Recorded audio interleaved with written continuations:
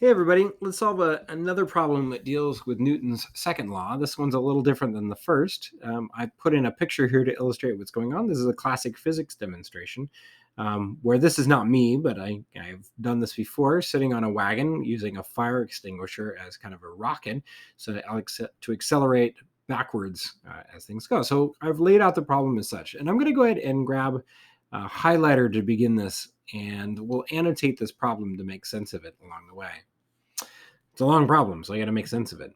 I have a mass of 72.5 kilograms, which is true. This is my mass.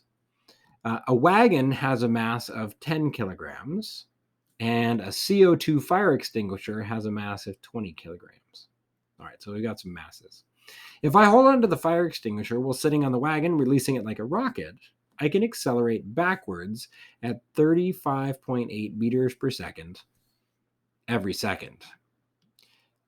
I'm also going to go ahead and highlight up here what force does the fire extinguisher provide. So I'm going to highlight that force as well. So I've got some pieces. Let's label them so that we know what we're talking about. So I have a mass of 72.5. So this is a mass. And I could either call this mass 1, or I could call it mass of me, or however I want to do. I'm going to go ahead and call this mass 1 right here. Over here, this is the mass of the wagon, so I'm going to call that mass 2. And then we've got this last mass over here, which I'm going to go ahead and call mass 3. So I've got 3 masses here. 1, 2, 3. Down below, 35.8 meters per second every second. This is my acceleration that's happening in the reverse direction. And then what force, so I'm going to go ahead and put that in as just the letter F. So I've now annotated that problem along the way. I'm going to go ahead and write down my givens and unknowns just like I would normally, so that I can make sure that I've got it. And I've got my M1 is equal to 72.5 kilograms. Always a good thing to be able to write these things down. My M2 is my wagon, and that's 10 kilograms. And then my M3 is my CO2 fire extinguisher, which was 20 kilograms. Right? So I've got 3 different masses here. And then I also have an acceleration. So I'm going to put that in here. So we have a lot of knowns in this problem. 35.8 meters per second every second. That's how much I'm changing my velocity. I'm speeding up. Last is my force, which is my unknown. So I'm going to put that in here as F is equal to, well, I don't know. That's what I'm trying to solve for. And so now I've done the first couple things. I need to find out an equation for this one. I'm solving for force. Newton's second law is often written as force is equal to mass times acceleration. But this force that's here is like a total force on the object, or kind of a net force. And so really when it comes down to it, I've got these force overall, mass that I'm solving for, and my masses of all the different masses I'm trying to accelerate, and there's my acceleration. So this is my equation, this F equals ma. So I'm going to go and write that in because I don't have to do any alteration to it at all. And now I'm going to plug in the things that I know. Well, since I have 3 different masses here, it might be a good idea for me to just add those 3 masses together to be able to say, well, what is my total mass? Right? If I've got those 3 masses together, my total mass is all 3 added. So 72.5 plus 10 plus 20, that's pretty easy. That's 102.5 kilograms. Right? That was a pretty easy thing to do.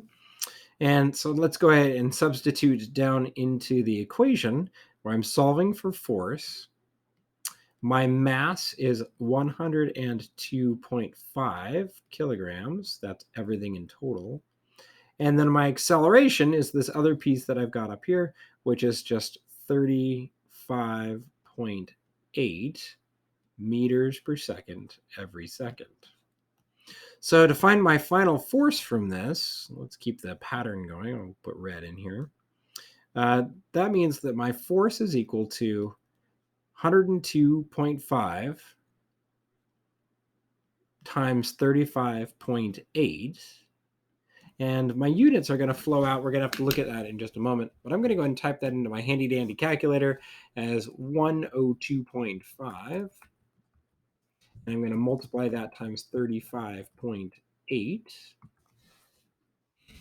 And solving that one up, we end up walking up with an internet that is slow.